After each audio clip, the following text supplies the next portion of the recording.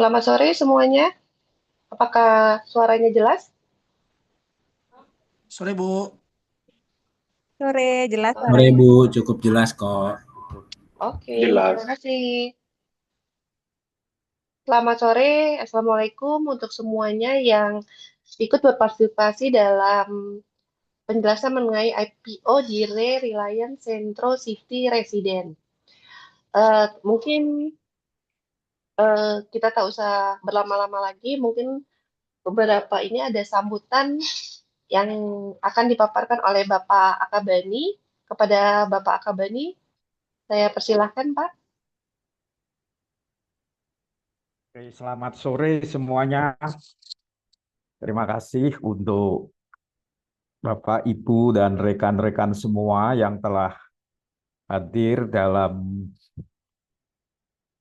acara kita untuk memperkenalkan diri. Jadi, eh, saya akan coba memberi pengantar karena yang hadir adalah dengan background yang berbeda-beda karena selain pilar investasi mungkin yang sudah terbiasa dengan investasi saham, bond dan lain sebagainya, kita juga mengundang di insurance dan pilar lain yang ada di grup Reliance. Jadi saya coba memberi pengantar yang sesimpel supaya bayangan orang tentang dire itu seperti apa. Nanti teknis tentang dire dan lain sebagainya akan dijelaskan oleh tim dari Reliance MI selaku manajer investasi. Nah, sebagai awal, kita orang Indonesia itu kan sangat suka untuk investasi di properti. Anda juga mungkin ingin membeli rumah, mau ingin membeli apartemen sebagai tempat untuk investasi yang Anda rasa aman karena mengetahui, melihat bentuk fisik dari apartemen maupun rumah tersebut.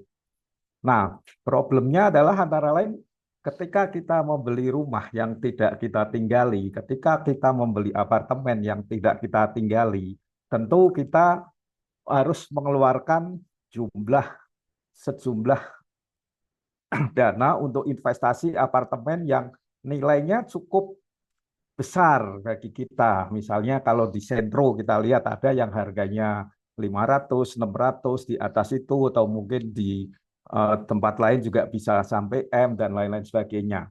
Nah, ketika Anda membeli rumah, ketika Anda membeli apartemen, yang Anda pegang apa?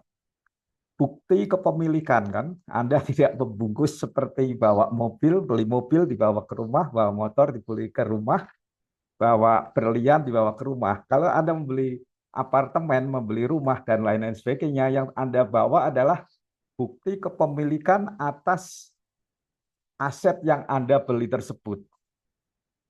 Nah, pada prinsipnya, hal seperti itu sudah terbiasa di masyarakat Indonesia. Orang Indonesia sangat suka membeli investasi pada properti.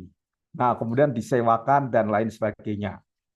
Nah, dire pada prinsipnya dengan bahasa yang sederhana bagi kita kalau kita mau membayangkan dire adalah dana investasi real estate. Kalau di luar mungkin Anda baca-baca itu ada REITs ya, Real Estate Investment Trust seperti itu. Nah, kita itu membeli rame-rame semacam patungan. Kita bukan membeli satu unit apartemen, tapi kita membeli satu tower, dua tower, tiga tower, dan seterusnya.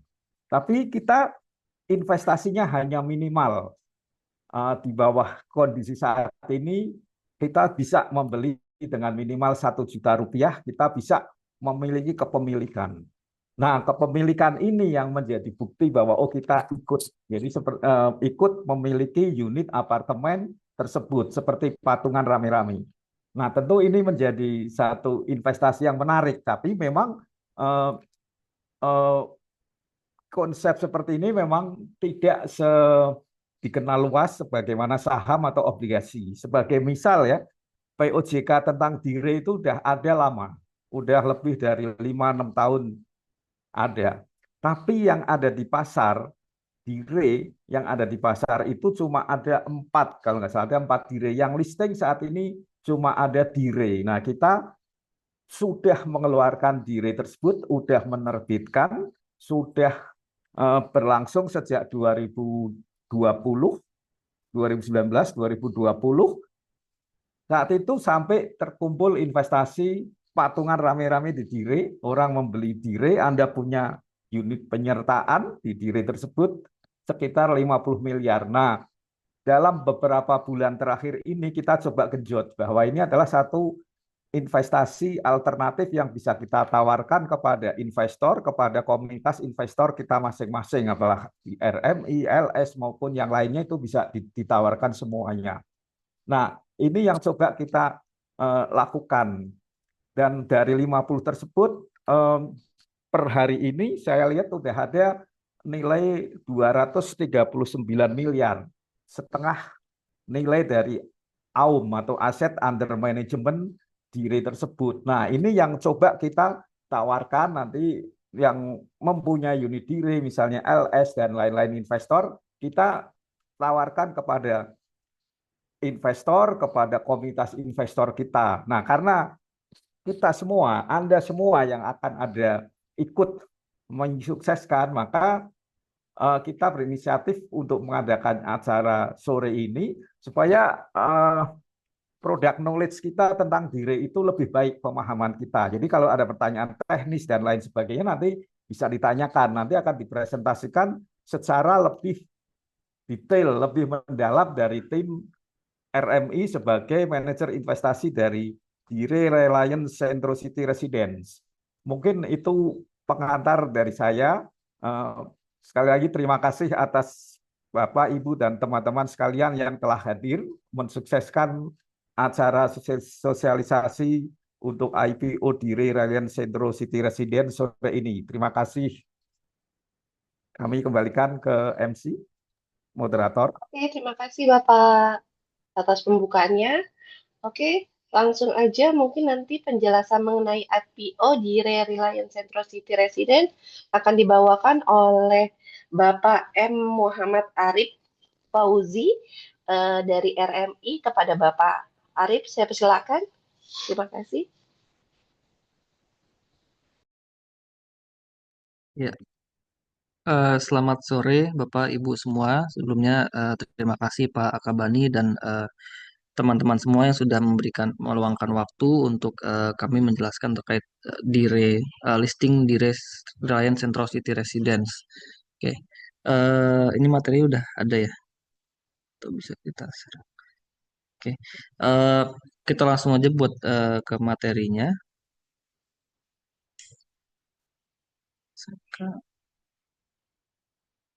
Bisa di next. Ini materi ke siapa ya Mbak Zeka? Nah, oke. Ya, next. Ini kita tadi sudah jelaskan juga udah dibuka dari Pak Akabani bahwa dire ini pada dasarnya adalah untuk orang-orang yang memang eh, sebelumnya dulunya dasarnya karena orang mau beli properti, tapi kan untuk beli harga properti apartemen mungkin kalau di sekitar Jakarta Barat sekarang untuk unit studio harganya udah di sekitar 700 sampai 900 juta tergantung lokasi gitu kan.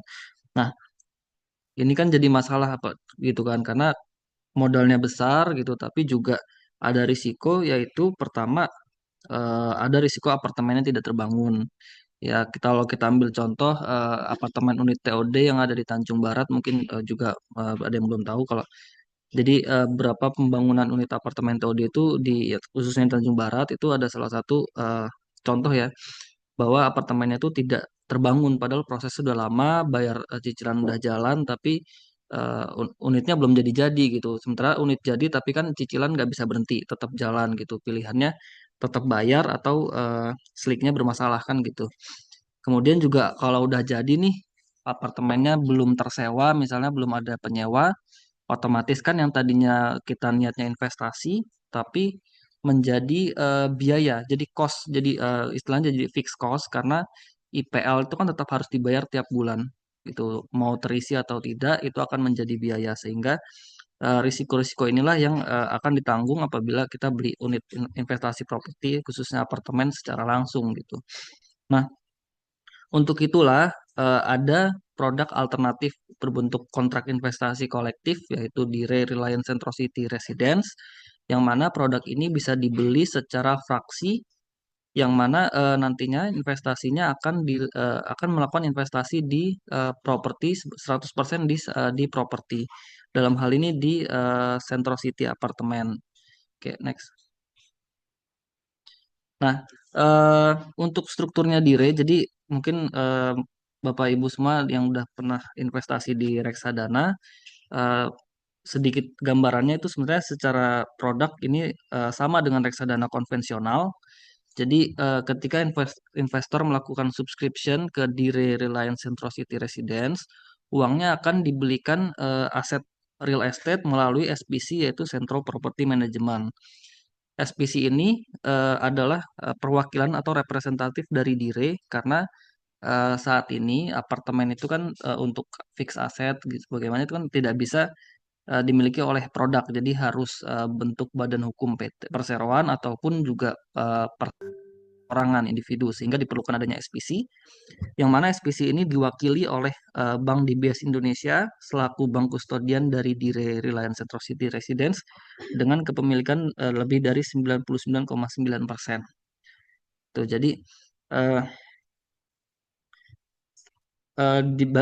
untuk pengelolaan Dire ini kami juga dari MI sebagai pengelola, tapi juga dikontrol oleh bank kustodian yaitu dalam hal ini Bank DBS Indonesia.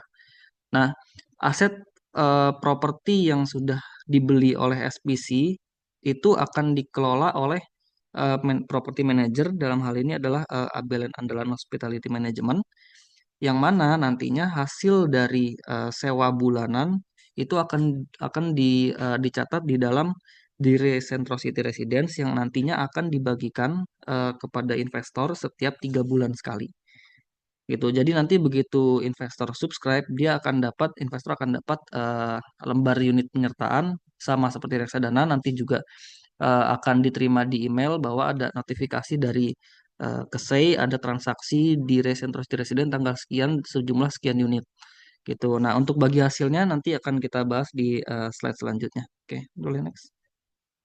Oke, untuk saat ini transaksi di RE karena belum listing di bursa, transaksinya masih melalui seperti skema over the counter, yaitu antara buyer dan seller melakukan transaksi. Ini kemudian isi ketika sudah deal, maka akan kami dari manajer investasi akan terima form transfer unit untuk transfer unit penyertaan, yang mana dari form inilah nanti yang akan kami jadikan dasar untuk instruksi ke bank kustodian, yang mana nantinya juga bank kustodian akan melakukan instruksi ke S-Invest melalui S-Invest ke C, sehingga nanti kepemilikannya akan berubah dari investor A ke investor B gitu.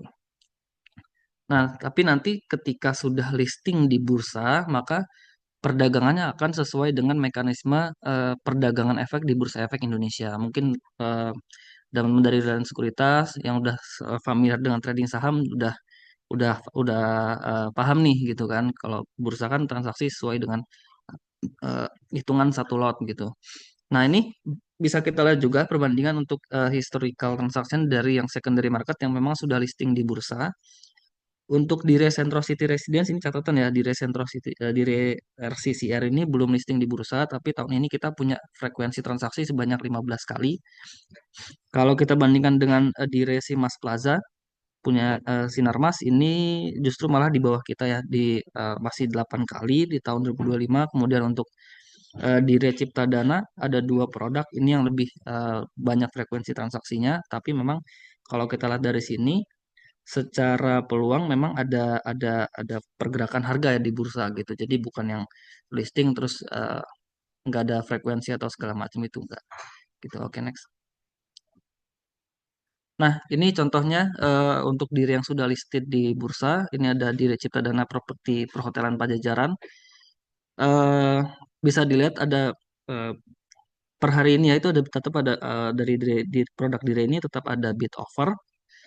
Jadi secara perdagangan bisa dibilang liquid ya liquid karena di bursa juga tersedia dan harganya bisa naik bisa turun gitu. Nah, ini eh, kalau kita lihat udah auto reject 3 hari berturut-turut ya untuk direnya Cipta Dana ini gitu. Nah, pun nanti misalnya di reciprocity listing ini nanti juga kodenya akan mirip seperti ini. Jadi ada untuk reksadana ada kode X di depannya. Nanti kodenya akan menyusul kalau kita udah nanti mendekati listing gitu. Jadi secara peluang kenaikan capital gain dari harga harga eh, direnya juga ada nih di bursa gitu. Oke, next. Nah, kemudian dari sisi risiko kita compare dari reksadana dire, saham, obligasi dan deposito. Kalau dari sisi kepemilikan aset di Centrosity Residence itu secara tidak langsung memiliki 100% properti secara fraksi ya. Jadi kalau nilai total apartemennya 260 miliar katakan, tapi kita investasinya 2,6 miliar, berarti kan kita punya 1% gitu dari total apartemen. Itu. Nah, kalau itu juga sama seperti di saham, kalau kita punya sekian juta lot, juta lembar, maka akan mewakili sekian persen dari total saham perusahaan yang sudah tersedia gitu untuk dijual. Kemudian untuk obligasi juga dia yang kita pemilikan adalah surat utang, pengukuran surat utang dan untuk deposito kita punya bilietnya. Kemudian untuk penurunan nilai secara penurunan nilai kalau dari reksadana dire itu cenderung terbatas karena eh, nanti kita bisa juga lihat bahwa kenaikan aset dari kenaikan kenaikan nilai nilai aset itu cenderung selalu naik tiap tahun gitu dari 2019 eh, valuasi dari Central City Residence itu selalu naik bahkan pada saat kondisi COVID itu nanti kita bisa lihat di slide yang belakang. Tapi untuk saham penurunan nilai atau pergerakan fluktuasi harga itu tidak terbatas tergantung dari kinerja operasional perusahaan dan juga pergerakan pasar ya, permintaan dan penawaran pasar. Jadi kalau beli saham harga 100 kan sekarang bisa jadi sampai Rp1 itu. Nah, kemudian untuk obligasi itu tidak ada penurunan nilai apabila obligasinya di hold sampai maturity, tapi ada risiko gagal bayar baik itu dari gagal bayar bunga ataupun gagal bayar pokoknya gitu. Untuk deposito bisa dibilang tidak ada risiko penurunan nilai karena memang kalau kita placement 100 juta ya kita terimanya 100 juta juga. Jadi secara itu memang bank punya kewajiban untuk memenuhi likuiditas. Kemudian untuk capital gain tadi bisa dilihat bahwa ada potensi pergerakan dari secondary market ya. Ya, terbukti tadi 3 kali auto reject atas berturut-turut tuh. Itu. Nah, terus yang kedua kalau untuk efek saham juga sama. Dari efek obligasi juga sama, ada potensi pergerakan dari secondary market. Deposito tidak ada karena sesuai biliet. Kemudian untuk kenaikan NAV, nah ini yang tidak dimiliki oleh saham, obligasi ataupun deposito. Jadi walaupun nanti misalnya katakan di apa namanya di pasar di secondary harga harga harga direnya berubah naik turun, tapi ada juga nanti dire itu juga punya yang namanya net asset value itu tetap ada tiap bulan pasti berubah. Nah, ini nilai net asset value ini adalah yang mencerminkan dari kenaikan valuasi asetnya atau dalam hal ini valuasi dari Centro City Residence itu. Kemudian ada untuk bagi hasil, untuk bagi hasil itu kita jaga di 3% per annum, itu dibayarkan setiap 3 bulan. 3% ini dari nilai pokok awal ya. Jadi kalau harga valuasi naik ya bisa eh, bisa terdilusi, tapi memang kita jaga untuk 3% dari modal awal. Ini jatuhnya seperti dividen, tapi kalau dividen saham kan dia pembayarannya setahun sekali, atau kalau ada interim dia berarti 2 kali setahun. Nah, di Recentro City ini bagi hasilnya itu bagi dividen itu setiap 3 bulan, jadi setahun itu 4 kali bagi dividen. Kemudian untuk obligasi juga sama, kalau korporasi itu 4 kali, berarti kan tiap 3 bulan sekali. Sama kalau obligasi pemerintah itu tiap 6 bulan sekali gitu. Deposito itu sesuai biliet. Terakhir untuk likuiditas, likuiditas ini sederhana dalam hal gini. Kalau direnya dilikuidasi, asetnya tuh ada aset realnya. Jadi nilai unitnya tuh nggak jadi hangus gitu, nggak gosong gitu. Kalau kalau bisa dibilang eh, asetnya ada kok gitu. Jadi bisa kalau misalnya dilikuidasi bisa dijual atau apa gitu kan. Jadi asetnya tersedia gitu. Beda sama saham. Kalau likuidasi udah prosesnya panjang, tapi pemegang saham biasa kan belum tentu dapat sisa-sisa aset kan, karena mendahulukan kewajiban. Gitu. Kemudian untuk obligasi, proses likuidasinya memang secara obligasi itu eh, pemegang obligasi tetap punya hak sesuai dengan kesepakatan, tapi proses dari likuidasi ataupun restrukturisasinya juga lumayan rumit kalau kita berkaca pada perusahaan-perusahaan BUMN konstruksi ataupun juga Garuda yang eh, setelah restruktur ternyata kuponnya kan jatuh gitu kan. Nah, itu juga salah satu risikonya. Tenor tambah panjang tapi kuponnya malah turun gitu. Nah, itu salah satu juga risiko dari likuiditas dari obligasi. Untuk deposito tidak dari bisa bilang tidak ada risiko likuiditas karena kalau ada sampai masa likuiditas berarti kita bisa ada LPS sebagai penjamin gitu. Oke, next. Oke, untuk dari sisi benefit lainnya, untuk di ini kita bisa salah satunya adalah diversifikasi aset, karena dengan memiliki dire itu tidak kita bisa secara tidak langsung memiliki aset properti dengan satuan unit terkecil.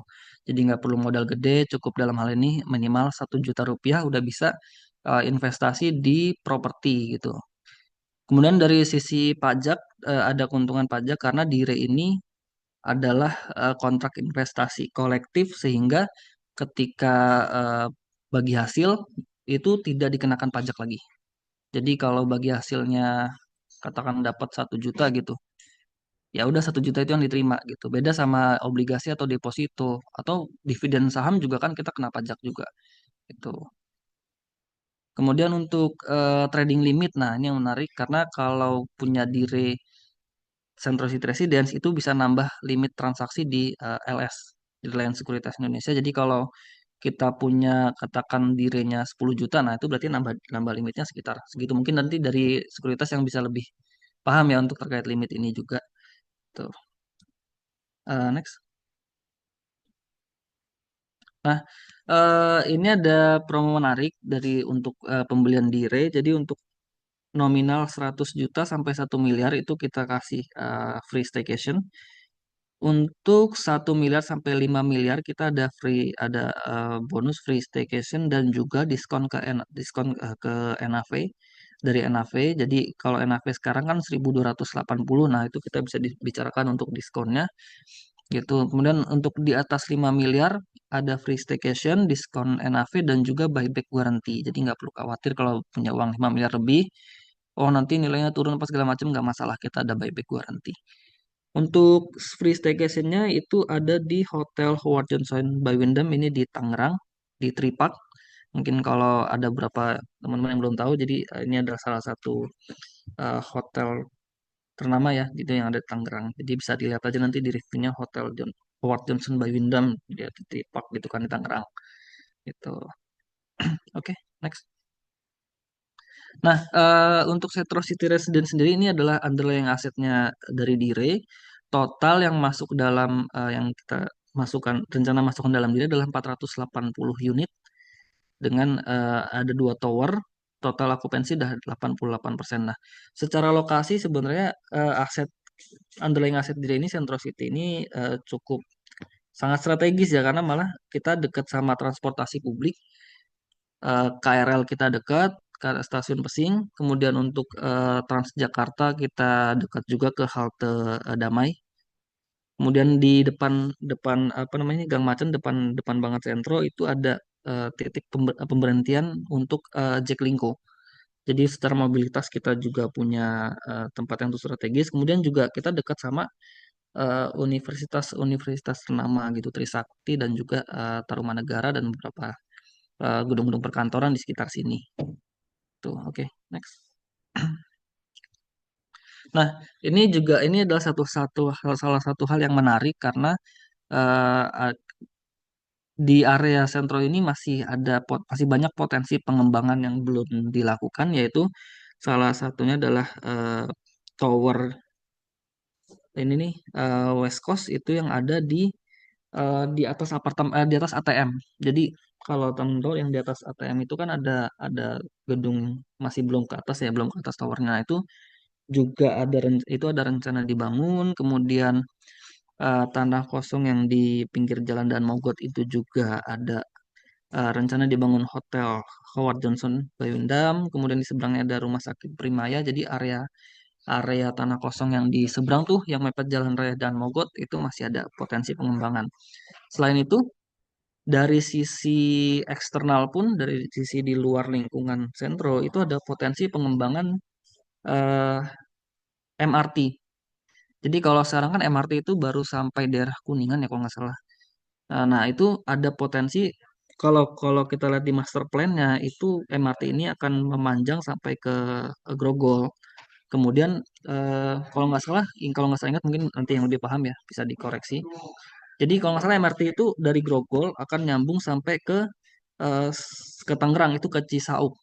Jadi nyambung tuh antara stasiun MRT sama MRT, KRL dan juga transportasi Transjakarta. Jadi memang ini integrasinya di wilayah di lingkungan sini kena semua gitu. Dan juga ada rencana untuk disambungkan ke stasiun Pesing gitu. Ini menganut konsep transit oriented development. Ini juga yang banyak dikembangkan oleh konstruksi BUMN. Mungkin kalau kita gambaran transit oriented development TOD yang sukses itu adalah di Blok M. Dulu kan Blok M Plaza itu bisa dibilang hampir kayak mall mati, tapi begitu sorry MRT masuk, yang tadi bangun itu ada LRT ya, yang sampai ke Grogol. Begitu MRT masuk tuh sampai masuk di Blok M, Blok M Plazanya justru malah sekarang salah satu mall yang rame gitu. Rame banget malah kalau lagi weekend apa gitu, orang pulang kerja bisa langsung transit mampir ke Blok M gitu. Nah, itu juga mungkin kalau yang pengguna KRL bisa lihat di stasiun mana itu Bintaro ya, Bintaro, Bintaro Exchange itu juga connect ke stasiun KRL itu juga lumayan rame setelah disambungkan gitu. Jadi ini salah satu sebenarnya peluang karena di area sekitar sentro maupun juga di area dalam sentro itu masih ada banyak sekali potensi pengembangan gitu. Oke, lanjut. Nah, ini summary dari Dire Centro City Residence. Untuk dirinya sendiri itu terbit tanggal 13 Maret 2019. Itu awal penilaian KJPP itu 210 miliar, sekarang udah naik jadi 267 miliar dengan estimasi bagi hasil 3%. 3% per annum. Itu. Jadi untuk pengelolanya adalah dalam hal ini adalah Abelan Andalan Hospitality. Untuk jadwal bagi hasil setiap tanggal 13 Maret, Juni, September, dan Desember. Gitu. Jadi ini kita ada secara bagi hasil ini kita punya kewajiban karena sudah ditetapkan oleh POJK setiap 3 bulan kita harus membagikan hasil investasi dari pendapatan apartemennya gitu. NAV pada saat terbit di 1000 saat ini NAV per unit adalah 1280 sekian unit. Jadi udah ada kenaikan secara dari NAV udah ada capital gain sekitar 28%. Untuk total dana kelolaan ini per 25 Juli 202 miliar, kalau sekarang udah 233 miliaran, sekitar segitu. Dengan target unit apartemen sebanyak 423 unit. Gitu. Nah, ini kita rencana listingnya estimasi itu di September tercepat ya, estimasi tercepat itu di September gitu. Tapi nanti ini tergantung dari persetujuan bursa. Kemudian terakhir adalah untuk permintaan persetujuan rupupnya. Ini dalam hal untuk kita listing, persetujuan untuk listing itu tanggal 11 Agustus 2025. Jadi kalau sekarang masuk mungkin udah bisa terdaftar sebagai salah satu yang bisa memberikan suara pada saat rupuk nanti. Gitu. Untuk NAV-nya itu nanti akan berubah setiap bulan. Jadi maksimal itu di tanggal 10. Jadi pasti akan ada rilis NAV tiap bulan. Itu nanti akan untuk investor nanti akan terima fund exit-nya. Oke, next. Nah, ini secara performa kalau bisa kita lihat capital gain di 2 tahun terakhir terutama di 2023 pada saat pandemi dicabut gitu. Jadi kalau saat saat pandemi COVID itu kita hanya naiknya 0,85, 0,82 ya sekitar segitu masih di bawah 1%. Begitu 2023 dicabut COVID-nya, status pandeminya cabut, kita selesai gitu COVID-nya. valuasinya naik 20%. Gitu pun juga di 2024 kita masih naik 3,3% gitu. Jadi kalau secara CAGR itu kita eh, memberikan return sekitar 9,22% per annum gitu. Bisa dilihat juga dari penilaian KJPP-nya itu juga ada kenaikan selalu ya, dibandingkan pada saat dari 2019 sampai 2022 itu memang pada saat COVID, tapi setelah itu 2023, 2024 eh, kenaikannya cukup signifikan karena memang sudah selesai COVID-nya, kemudian eh, sewanya hunian juga mulai meningkat lagi, orang udah mulai balik ke Jakarta lagi, mulai kuliah, mulai kerja onsite gitu, dibandingkan pada saat itu masih banyak yang WFH. Jadi ini secara secara hunian pun kita juga meningkat gitu. Jadi memang eh, bisa dibilang pendapatannya ketika ketika pendapatan naik maka bagi hasilnya juga bisa lebih tinggi daripada 3% itu gitu. Jadi kalau misalnya katakan bagi hasilnya setara 5% gitu, ya kita akan bagikan secara setara dengan 5% itu. Jadi nggak dikurangin gitu.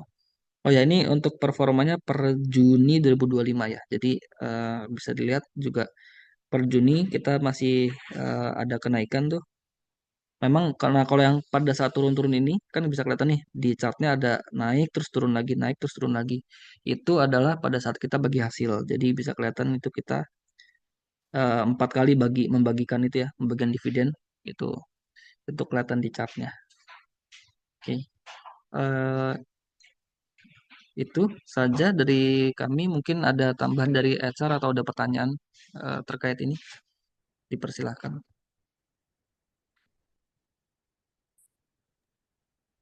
Oke, terima kasih pada Bapak Arif. Untuk selanjutnya, jika ada pertanyaan, boleh langsung mungkin buka mic-nya atau boleh ke kolom chat. Atau mungkin ada tambahan dari Pak Ferry. Ya, selamat sore rekan-rekan. Saya kira ini produknya cukup baik ya. Dan dalam rangka untuk listing ini ada spesial buat rekan-rekan yang ingin membeli apa di pasar kalau misalkan saham pre-IPO ya. Jadi kita sebelum pre-IPO ada spesial term and condition ya, seperti itu ya. Eh, Mungkin Pak Bani saya izin mau nyampaikan, boleh nggak Pak? Ini Pak, bisa Pak? Oke, oke, silakan. Ya, jadi dalam masa pre-IPO ini untuk teman-teman yang ingin melakukan pembelian ibaratnya di saham ya, jadi saham atau unit penyertaan yang akan dikopublikan, NAV kita per hari ini kan 1.200 nih gitu. Nah, itu akan kita diskon di harga 1.000. Jadi belum belum belum listing sudah dapat gain 20% begitu. Jadi secara return cukup baik, cukup besar ya, 20% ya. Ini untuk nominalnya dibatasin dibatasin atau gimana Pak Bani? Dibatasin di 1 juta kan? Oh ya, ya. Jadi untuk nominal 1 juta ya teman-teman ya. Enggak. Ya mungkin tambahannya dari saya seperti itu. Jika ada yang ingin ditanyakan, monggo. Karena Maaf barang Pak, bagus, return. ya. Bagaimana? Jadi untuk yang dapat return 20% itu hanya dibatasin 1 juta aja ya. Kalau misalnya kita beli 5 juta, yang dapat returnnya 20% itu berarti yang 1 jutanya. Kalau yang 4 jutanya ngikutin mekanisme pasar setelah listing atau gimana ya Pak ya? Ya. Oh, Pak Bani, monggo Pak Bani. ya, Kalau memang Pak Bani mau garansi juga nggak apa-apa nih. Ya itu ya. dari Jadi saya, makasih. sekaligus merangkum tadi, artinya tadi sudah dijelaskan kan tentang dire. Jadi mungkin teman-teman bisa pemahamannya lebih bagus tentang dire ini. Ternyata kan ini satu instrumen yang punya beberapa keunggulan ya dibandingkan instrumen di saham, obligasi maupun menyimpan di time deposit. Nah, mengenai ini kan kita dalam rangka mau listing, kemudian yang eh, salah satu yang mau diubah dalam rupup rapat umum pemegang unit penyertaan.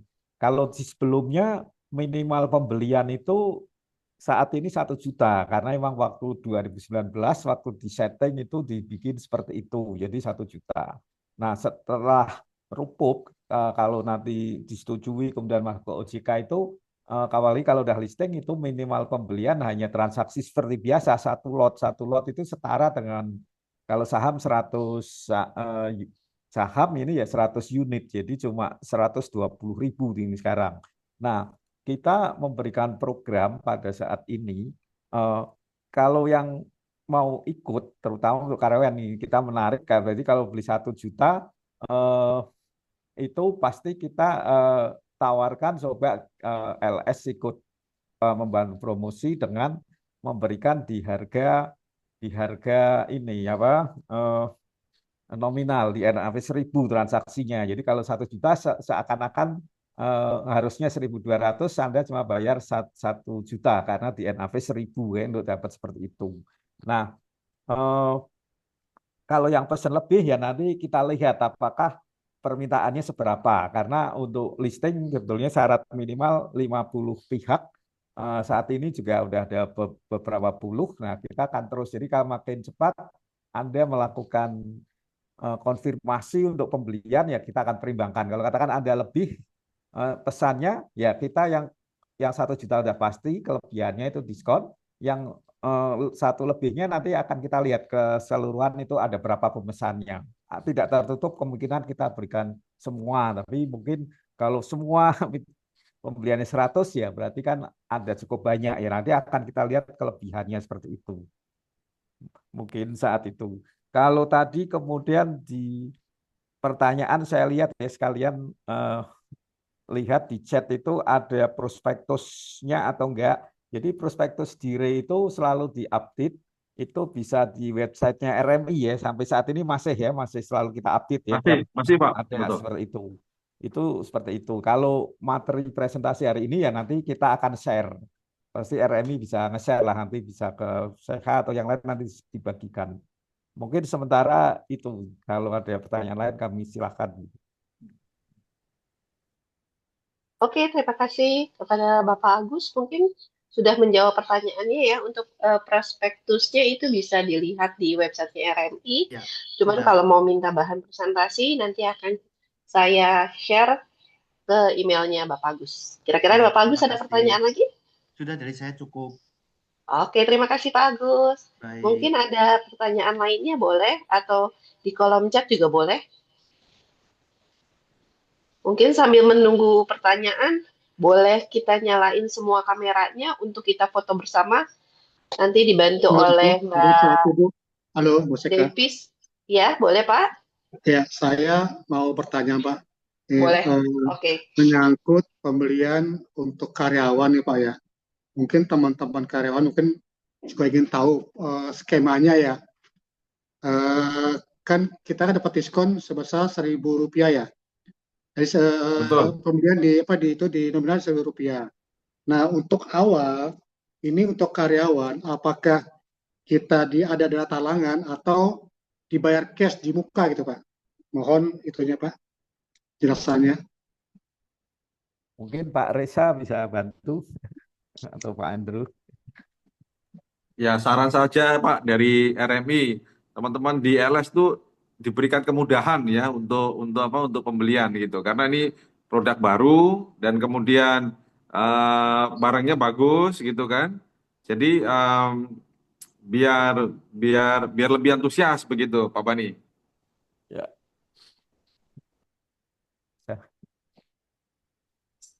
Oke, ada yang mau ditambahkan mungkin? Iya, Untuk baik. sementara, oke. Ya, baik. Pak Terima kasih, Riza, Pak. mumpung boleh foto dulu nggak Pak? Takut Oh iya, pada silakan, silakan. habis. Boleh. Davis boleh dibantu untuk foto dulu, setelah itu nanti akan dijawab oleh Pak Riza Priyambada. Tolong kameranya semua boleh dibuka, untuk suaranya tetap dimatikan, tapi kameranya dibuka untuk kita foto bersama. Davis mungkin boleh bantuannya untuk diaba-abain. Terima kasih. Baik, sembari kita menunggu sebentar lagi ya, karena banyak belum yang buka kamera. Nanti saya akan hitung sampai 3, dan di sini itu ada 3 slide ya. Oke, untuk di slide pertama, 1, 2, 3. Baik, lanjut ke slide kedua ya. 1, 2, 3. Baik, slide ketiga atau slide terakhir.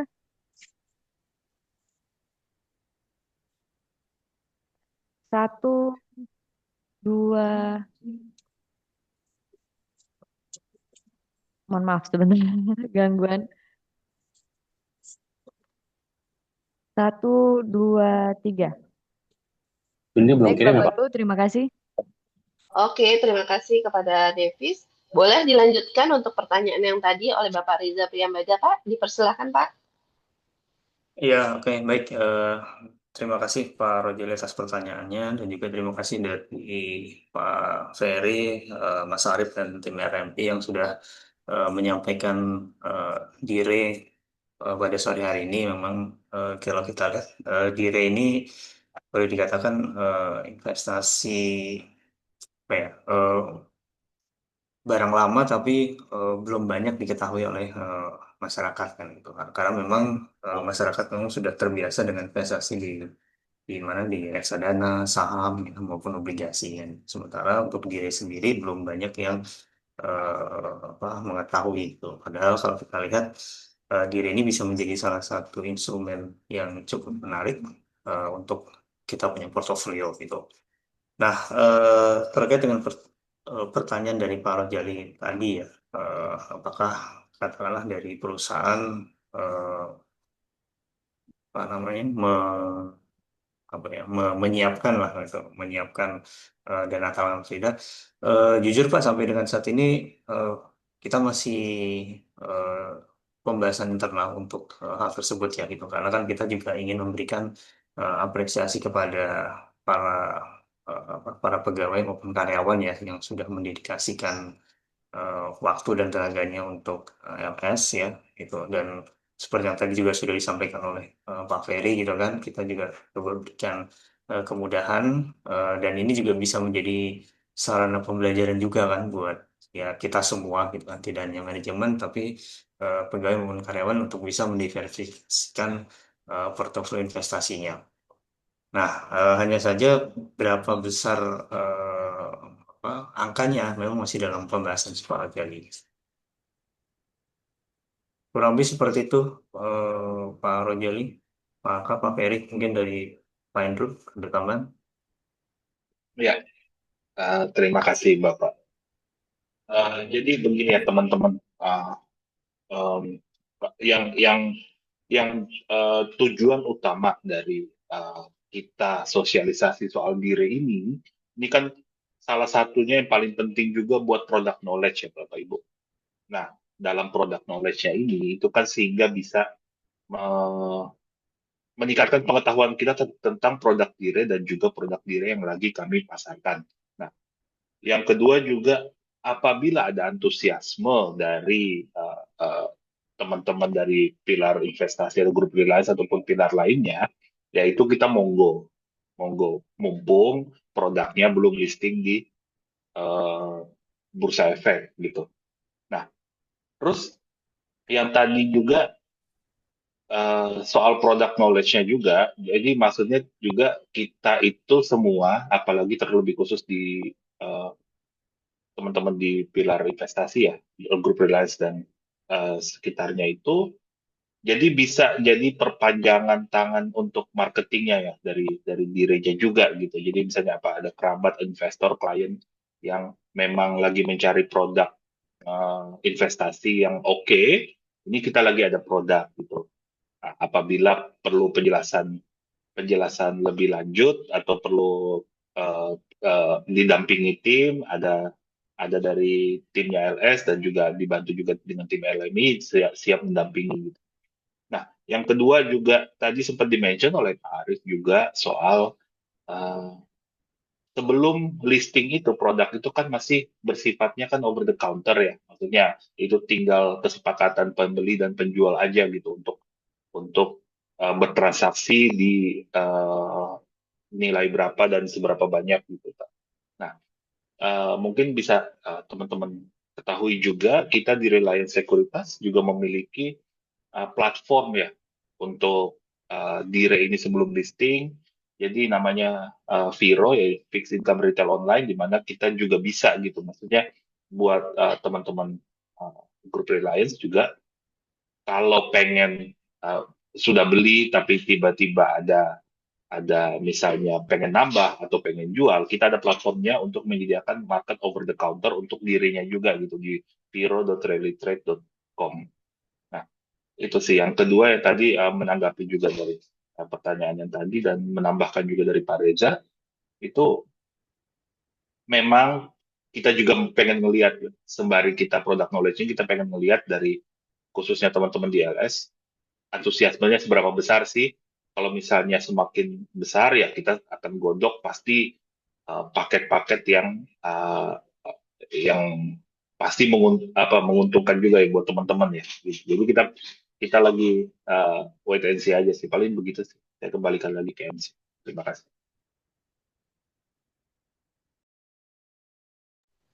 Oke, terima kasih. Untuk materi presentasi hari ini udah di-share di kolom chat dan ada pertanyaan lagi mungkin bisa dibantu. Dari Pak Samsuri, apa bedanya dengan reksadana? Perhitungan NAV berdasarkan apa? Dan ini DIRE mau dilistingkan? Pertanyaannya. Boleh dibantu yang bisa menjawab pertanyaan dari Pak Ya, Samsuri? Pak Sam, ya Pak Sam. Ya, kan tadi kan sudah disampaikan ya oleh Mas Arief ya. Kalau misalkan Bapak Ibu rekan-rekan sudah terbiasa dengan apa namanya dengan reksadana. Nah, kalau reksadana itu kan eh, perhitungan NAV-nya itu kan berasal dari total asetnya reksadana dikurangi dengan kewajiban, terus kemudian dibagi dengan jumlah unit yang ditawarkan ke peserta atau kepada apa namanya investor seperti itu. Nah, kurang lebih dia juga seperti itu sih Pak. Jadi yang nanti apa yang nanti dihitung itu adalah jumlah asetnya Dire itu berapa ya, terus kemudian dikurangi dengan kewajiban Dire itu apa saja, terus kemudian dibagi dengan jumlah unit yang dikeluarkan. Nah, kenapa Dire ini ingin di apa namanya istilahnya di IPO-kan gitu. Nah, karena untuk kita lebih menjangkau lebih banyak lagi investor gitu, ya kan. Dan juga membuat apa investor itu kan memiliki banyak pilihan atau banyak varian instrumen investasi gitu. Dan nantinya pun juga pergerakannya bisa lebih terukur gitu. Karena apa? Karena ketika sudah listing, nah nanti kan pergerakannya kan sudah berdasarkan supply demand di market kan Pak. Seperti itu. Itu yang apa? Kenapa Dire ini ingin di listingkan? Mungkin dari Pak Aka atau mungkin dari Ya, Pak Ferry oke. ada tambahan? Silakan. Saya tambahkan ini pertanyaan Pak Sam. Apa beda dengan reksadana perhitungan NAV berdasarkan apa? Gitu. Kalau Dire mau dilistingkan, jawabnya ya. Memang lagi proses kita ya untuk seperti itu. Nah, apa yang beda dengan reksadana? Nah, kalau kita mengacu, tadi sudah disebutkan juga waktu di presentasi Arief dari RMI bahwa Dire ini KIK, reksadana juga KIK, kontrak investasi kolektif. Jadi semua investor mengadakan kontrak secara kolektif diwakili oleh AMI sama Bank Kastedian. Nah, kalau reksadana yang kita kenal itu adalah reksadana saham, investasinya tentu di saham-saham yang listed. Ada reksadana pasar uang, investasinya di instrumen pasar uang. Reksadana fixed income, investasinya di fixed income atau bond. Nah, itu mungkin untuk kita yang di sekuritas di investment pilar udah terbiasa ya. Nah, kalau di RE itu investasinya diatur harus di aset properti yang sudah menghasilkan. Ini saya tekankan sudah menghasilkan karena nggak boleh investasi di aset tanah yang belum ada hasilnya seperti itu. Nah, perubahan total aset DIRE berdasarkan apa? Nah, DIRE kan ini ada AUM tadi. Kalau AUM itu, jadi misalnya DIRE waktu disebutkan kita misalnya akan menerbitkan 300 3 juta unit NAV 1000. Jadi nilainya 300 miliar misalnya di Resentro. Nah, asetnya Dire kalau dalam artian NAV seperti aset reksadana, kalau ada subscription itu akan meningkat AUM-nya. Jadi kayak reksadana nih, misalnya Anda hari ini masuk 5M, ada semua investor, ada masuk lagi 5M, total katakan hari ini masuk 15M, maka NAV-nya kurang lebih naiknya 5M, walaupun nanti kita hitung performance dari saham-sahamnya itu bisa di akhir tutup itu bisa lebih dari 5M. Nah, kalau Dire total asetnya kalau dalam pengertian nilai aktifanya itu naiknya berdasar apa? Nah, tadi kan sudah dijelaskan. Tadi Pak Arief mau menjelaskan tentang misalnya konsep di masa depan tentang sekitar kawasan Centro City ini. Jadi misalnya dari akses kita misalnya nih di Jalan Masan, kemudian terbuka yang tanah kita depan kita, kemudian kita punya akses langsung ke Jalan Daan Mogot Raya. Itu pasti appraisal asetnya dia akan melihat meningkat atau mungkin stasiunnya jadi ramai. Yang paling membayangkan fisiknya kalau yang di Jakarta mungkin bisa membayangkan tadi dicontohkan sama Arif, Blok M Plaza. Plaza Blok M itu hampir mati ya, atau udah mati sepi gitu. Tapi begitu ada MRT stasiunnya berhenti, stasiun persis di depan situ kemudian jadi ramai sehingga valuasinya naik.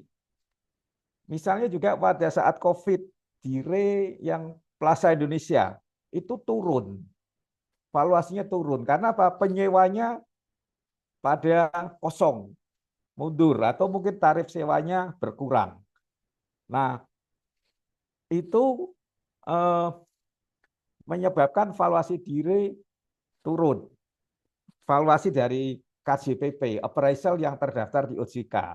Nah, begitu tadi dijelaskan tentang konsep TOD, konsep sekitar Centro City-nya ini berkembang lebih bagus, ada rumah sakit nantinya, kemudian mungkin bayangkan aja kalau misalnya nih ada stasiun pesing, ada jembatan langsung ke Centro City, misal ya, ini kalau misalnya itu pasti naik aset yang ada di Centro City. Jadi misalnya harga apartemen yang dimiliki Dire yang tadinya per hari ini katakan dibeli dengan 700 juta per unit, begitu kawasannya berkembang mungkin menjadi 900 tahun depan, bisa 1 miliar tahun depan. Nah, ini mengakibatkan valuasi aset-aset yang dimiliki Dire naik.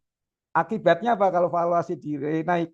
Ya NAV per unitnya itu akan naik. Karena kalau katakan tidak ada tambahan nih, katakan cuma kita udah selesai nih.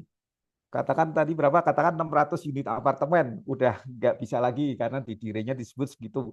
Tapi dari 600 yang tadinya per unit katakan 700, sekarang mungkin bisa jadi 1M per unitnya, sehingga unit nilai valuasi Direnya juga naik. Seperti itu. Nah, kalau ini dari Pak Arifana ya tanya, dana hasil dari jualan Dire ini untuk apa? Kalau ini ada dua hal nih, ada dua. Kalau Anda beli Dire di pasar subscribe kayak Perdana sekarang, Anda subscribe nih, Anda subscribe ke RDS, ke RPU, ke reksadana Reliance yang lainnya atau reksadana lainnya kan Anda tergantung NAV sore ini. Besok subscribe pagi dapat NAV sorenya. Kalau di atas jam 3 nih subscribe-nya sore dapat NAV besok. Nah, kalau ada subscribe masuk dananya dibelikan, kalau di saham ya reksadana saham belinya saham. Nah, kalau Dire itu dibelikan unit-unit apartemen yang sudah ditentukan di prospektus. Jadi kita nggak bisa lari dari situ. Nah, kalau yang dimaksud penjualan Dire ini adalah katakan tadi karyawan teman-teman di LS atau universitas atau ini lain membeli dari sekunder, yaitu dananya LS karena seperti pasar sekunder seperti saham lah. Kalau saham Anda beli IPO kan dananya masuknya ke perusahaan. Tapi kalau di pasar sekunder transaksi saham kan perusahaan nggak nggak mendapatkan dana. Ya misalnya kayak saham rally nih, kita lihat kan setelah RUPS dan lain sebagainya kan dalam 2 minggu itu harganya naik, ada transaksi itu tidak ada dana yang masuk ke perusahaan seperti saham. Begitu juga dire, kalau ini yang dijual katakan kepemilikan dire yang dimiliki oleh LS itu juga tidak ada yang masuk ke direnya. Tapi kalau katakan orang beli subscription dire yang langsung ke setornya ke rekening dire yang dikontrol oleh MI dan BK, nah itu ada dana masuk. Nah ini yang saat ini sedang kita lakukan, yang telah per hari ini mencapai 239 M itu udah subscribe segitu. Nah ini yang kita tawarkan ke program kepemilikan dire ini adalah dire di sekundernya, yang dire yang sudah dimiliki LS. Karena kalau Anda subscribe dire langsung ya nggak bisa dari NAV sekitar 1.200 per unitnya. Nah, karena ini subsdire yang sudah dimiliki LS, tadi Pak Andre sudah jelaskan, over the counter ya kita tawarkan di NAV yang lebih rendah di 1.000 seperti itu. Jadi semacam ada diskon ya. Kita tahu bahwa ini adalah pengenalan sesuatu yang produk yang baru. Ya orang kayak mau masuk pasar memperkenalkan sesuatu yang baru kan orang mesti ada insentif ya seperti itu. Nah kita sebelum besar-besaran nanti kita tawarkan ke komunitas investor kita harapkan nih teman-teman di karyawan maupun grup itu mengetahui dulu gitu barangnya dan ikut membeli memiliki dengan kepemilikan dengan skema yang nanti akan kita atur. Misalnya kalau banyak atau apakah ada funding dari kantor ataukah nanti potong gaji beberapa kali. Nah itu teknis nanti kita akan seperti itu. Skema komisi untuk sales bila dijual ke nasabah. Nah ini juga nanti kita akan sampaikan tapi ini menjadi inilah apa concern kita ya nanti di direksi kita akan kalau bisa menjual banyak komisinya pasti ada. Kalau ada eh, prestasi pasti ada imbal jasa, ada rewardnya pasti ada. Tapi sampai sekarang kita belum ini, karena kita baru tahap pengenalan, Anda tertarik, bagus, kemudian Anda juga bisa lakukan ini, kita bisa bicarakan. Pasti ada skema komisi dan lain-lain sebagainya. Tambahan Pak Bani. Ya, silakan. Ya, untuk pertanyaan Pak Rifani ya soal informasi skema komisi. Jadi kan begitu dire ini sudah tercatat di bursa, maka perlakuan yang berlaku kan sama kayak jual beli saham. Karena kan ini produknya tercatat di bursa. Nah, yang lagi kita godok adalah bonusnya ya, kurang lebih kayak gitu. Maksudnya lebih ke gini, memang transaksinya kan jadi berlaku seperti transaksi nasabah pada umumnya, misalnya beli 02, 03 jual, tapi begitu sudah itu karena ini adalah pasar sekunder dan sellernya adalah mungkin sebagian besar itu ada LS, ada ada pihak-pihak lain juga. Nah, nanti ada insentif tambahan. Insentif tambahannya ini yang lagi dari kami dan teman-teman juga lagi godok gitu. Nah, pokoknya seharusnya sih lebih lebih menguntungkan dari sisi marketing maupun sisi nasabahnya sendiri. Mungkin gitu sih.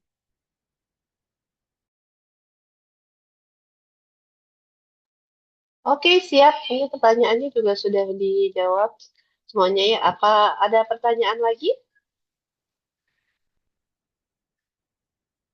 Untuk bahan presentasi tadi sudah kita share di kolom chat ya. Bisa langsung di-download jika ada yang memerlukannya. Ya, ini ada satu lagi ya dari Dwi Hapsari Wijayanti. Bagaimana skema bagi hasil dengan capital gain dire setelah IPO? Setelah IPO dan sebelum IPO itu cuma membedakan pasarnya, Bu. Jadi perdana dan sekunder. Skema bagi hasilnya itu sama. Jadi tadi kan sudah dijelaskan bagannya di mana produknya itu kan dibungkus oleh MI dan bank kustodian. Jadi dari sisi bagi hasilnya itu adalah tingkat pengembalian dari pendapatan. Jadi gini, bank kustodian akan membuat sebuah vehicle namanya. Vehicle ini yang akan memanage pendapatan dari unit yang menjadi underlying dari si produk dire ini. Dalam hal ini kan Reliance Cyber City berarti kan apartemen yang ada di sini. apartemen ini kan memiliki tingkat okupansi dan biaya sewa dan juga beban-beban yang ada. Nah, jadinya begitu begitu ada kenaikan okupansi ataupun penurunan beban, itu kan terakumulasi profitnya itu yang akan dibagikan eh, kepada para pemegang unit penyertaan. Nah, yang bikin beda sebelum atau setelah IPO, mekanismenya sama. Nah, satu lagi itu adalah capital gain ya. Capital gain itu kalau sebelum IPO berarti kan mengacu kepada eh, eh, NAV dari revaluasi gitu. Nah, setelah IPO itu sama seperti saham, kurang lebih mengacu pada supply dan demand gitu. Tapi biasanya kalau dalam produk dire pada umumnya, harganya itu biasanya tidak terlalu jauh dari NAV-nya. Kalau misalnya NAV-nya 100 ya harganya plus minusnya segitu gitu. Nggak bisa digoreng kayak saham.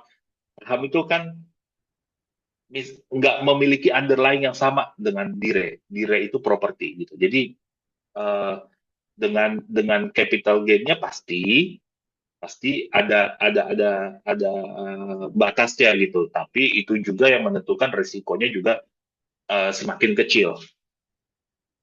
Mungkin Pak Bani juga mau Ya, menambahkan. oke. Jadi pertanyaan dari Dwi Hapsari, eh, karena sebelumnya untuk nasihat beli diri subscription mari mendapatkan bagi hasil pasti. Jadi bagi hasil itu diberikan kepada pemegang unit dire tiap 3 bulan. Tadi saya jelaskan tiap 3 bulan. Nah, yang membedakan adalah pemegang per tanggal itu siapa ya? Kalau kalau di saham ada kum, ada X-nya kan, ada kum, ada X-nya seperti saham. Jadi misalnya, oh yang mendapatkan bagi hasil inilah pemegang unit penyertaan yang terdaftar tanggal sekian. Nah itu pasti dapat bagi hasil dari yang tadi yang kurang lebih 3% tadi ya dibagi selama 4 kali ya kurang lebih seperti ini. Nah kalau itu kurang lebih seperti itu. Kalau capital gain itu ya tergantung market mechanism. Bisa naik kayak misalnya kalau tiba-tiba Anda beli dire yang tadi kan disebutkan tuh dire apa Ciptadana ya yang hari ini ARA. Kalau Anda belinya beberapa hari lalu kemudian hari ini jual ya mungkin 2 hari ARA udah dapat berapa ARA 25 atau mungkin bisa 60% ya dari seperti itu. Nah itu capital gain-nya akhirnya kayak saham kalau udah listing. Tapi bagi hasilnya itu tetap 3% itu dijamin ya kurang lebih 3% waktu dari nominal. Ada kemungkinan naik atau enggak ya bisa aja kalau katakan kualitas apa eh, aset-aset apartemen yang dimiliki oleh Dire ini misalnya occupancy rate-nya tadi kan disebut sekitar 80%. Oh tiba-tiba setelah ini 95%. Nah itu kan berarti income yang masuk ke Dire bisa lebih besar karena kan sebagai perkembangan terakhir kan kita melihat katanya Dire misalnya bekerja sama dengan universitas yang dekat-dekat sini untuk menyewakan nanti mereka yang menyewakan ke mahasiswa dan lain sebagainya seperti itu. Jadi bagi hasilnya tetap capital gain-nya itu tergantung pasar, tergantung jual beli di pasar. Kalau setelah listing ya seperti itu. Ya,